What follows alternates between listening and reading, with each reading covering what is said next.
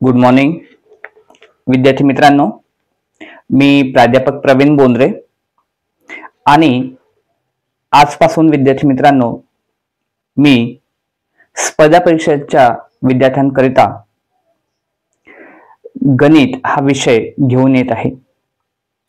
जे विद्यार्थी स्पर्धा परीक्षांमध्ये पोलीस भरती, तलाठी, PSI, STI, त्यानंतर कोणी रेल्वेची तयारी करते, कोणी बँकिंगची तयारी करणार, अशा वेगवेगळ्या परीक्षांची विद्यार्थी तयारी करत राहतात। कोणी आर्मी करता तयारी करतं। तर अशा वेगवेगळ्या पोस्टिंगसाठी विद्यार्थी स्पर्धा परीक्षांमधून तयारी करत राहतात। तर विद्यार्थ्यांना सर्वात कठीण जाणारा जो विषय आहे तो म्हणजे आहे गणित, आणि त्यामुळे मग बरेच विद्यार्थ्यांचं गणित हा विषय खूप कच्चा असतो। आणि कारण काय आहे की ज्या वेळेला ते 5वी 6वी 7वी 8वी 9वी 10वी हे जे वर्ग शिकून पुढे आलेले असतात, तर आधी ज्या वर्गात ते शिकलेले असतात 5वी पासून तर 10वी पर्यंत, त्या वर्गांमध्ये त्यांनी गणित या विषयामध्ये 100% दुर्लक्ष केलेलं असतं, आणि त्यामुळे मग त्यांना गणित हा विषय खूप कठीण जातो। बरेच विद्यार्थ्यांना ग्रॅज्युएशनचे विद्यार्थी सुद्धा असे राहतात, काही असे विद्यार्थी की त्यांना गुणाकार, भागाकार, बेरीज, वजाबाकी किंवा गणितातल्या काही फॉर्म्युले ते इत्यादीचा खूप जास्त प्रॉब्लेम जातो, त्यांना ते जमत नाही। आणि त्यामुळे विद्यार्थ्यांना आजकाल सरकारी नोकरी घ्यायचीच आहे, त्यामुळे मग विद्यार्थी काय करतात की गणित हा विषय आपल्याला अतिशय पक्का करायचा आहे। पुस्तक घेतलं, पुस्तकातून जर वाचून बघितलं तर गणित आपल्याला समजत नाही, डोक्याच्या वरून जाते।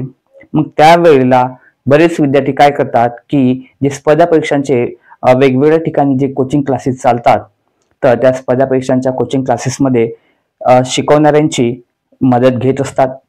विशेषतः गणित हा विषय असेल, त्यानंतर रिझनिंग वगैरे असेल, तर अशा विषयांमध्ये निश्चितच मदत घेतात। तर विद्यार्थी मित्रांनो, मी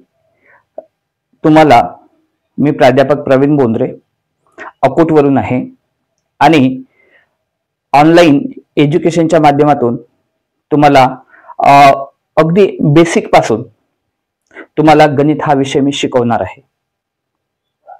आणि आज मी सुरुवात करत आहे गणित या विषयाला।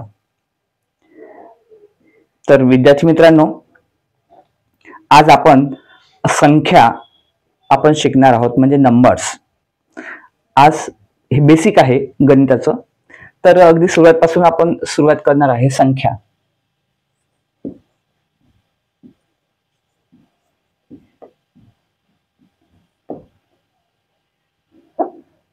आता विद्यार्थी मित्रांनो, आता संख्यांची जी उत्पत्ती आहे ही झाली कशी मी तुम्हाला सांगतो आहे। त्याआधी मी तुम्हाला एक छोटीशी स्टोरी सांगतो आहे। एकदा काय झालं, एकदा जे जुने व्यक्ती आहेत,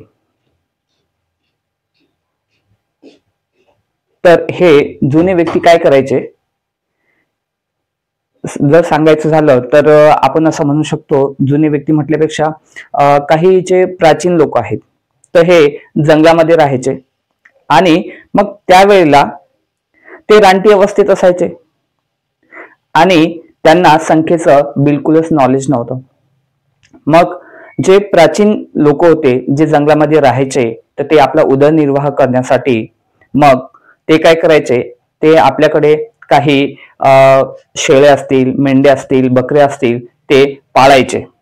आणि त्यामुळे मग काय व्हायचं की त्यांनी जे काही शेळ्या, मेंढ्या, बकऱ्या ते पाळायचे, तर जंगलामध्ये कधी कधी हिंस्र पशु सुद्धा असायचे, आणि हे जे हिंस्र पशु आहेत, तर हिंस्र पशु कधी कधी येऊन त्यांच्या शेळ्या, मेंढ्या, बकऱ्या हे खाऊन निघून जायचे। मग हे जे प्राचीन लोक होते, यांना संख्याचं ज्ञान नसल्यामुळे मग यांच्या एक लक्षात यायचं की अरे, आपल्या काही बकऱ्या कमी झाल्या आहेत, काही मेंढ्या कमी झाल्या आहेत, हे त्यांच्या लक्षात यायचं, पण नेमकं किती कमी झाल्या हे त्यांना काही लक्षात येत नव्हतं। मग त्यामुळे काय झालं की संख्यांचं संशोधन चालू झालं की आपल्याला नेमक्या मेंढ्या, शेळ्या, बकऱ्या ह्या किती कमी झाल्यात, ह्या जर मोजता आल्या तर किती चांगलं होणार आहे. मग हळूहळू मग जो प्राचीन म्हणजे मानव आहे, मनुष्य आहे, हा हळूहळू हळूहळू रिसर्चकडे वळला, संशोधनाकडे वळला आणि त्यानंतर मग काय झालं की संख्यांचं त्याच्यामध्ये संशोधन चालू झालं आणि संख्यांचा शोध मनुष्य हा लावू लागला आणि मग मनुष्यांना बरेच काळानंतर संख्यांचा शोध लागला. त्यामध्ये मग संख्या कुठल्या शोधल्या गेल्या तर 1 पासून तर 9 पर्यंत ह्या संख्या शोधल्या गेल्या. त्याच्यामध्ये 1, 2, 3, 4, 5, 6, 7, 8 आणि 9 ह्या संख्या शोधल्या गेल्या. तर या संख्यांना काय म्हटलं गेलं, या संख्यांना नैसर्गिक संख्या असं म्हटलं गेलं. म्हणजे त्यांना आपण म्हणू शकतो नॅचरल नंबर्स. त्यांना काय म्हणू शकतो आपण, नॅचरल नंबर्स असं आपण त्यांना म्हणू शकतो. मग आता काय झालं विद्यार्थी मित्रांनो, तुम्हाला सांगतो आहे की मग आता 1 पासून तर 9 पर्यंतच्या संख्या शोधल्या गेल्या. मग 1 ते 9 संख्यांच्या मदतीनं मग आपण मनुष्य कॅल्क्युलेशन करायला लागलो. परंतु कॅल्क्युलेशन करत असताना कशाची तरी आपल्याला उणीव भासू लागली. कॅल्क्युलेशन्स हे अपूर्णच राहायचे, त्याच्यामध्ये कुठल्या तरी प्रकारची कमतरता राहायची आणि मग त्याच्यामध्ये अधिक नवीन संशोधन चालू झालं आणि मग संशोधन झाल्यानंतर मग शून्याचा शोध लागलेला आहे. जगातला शून्याचा शोध म्हणजे हा सर्वात मोठा शोध आहे. मग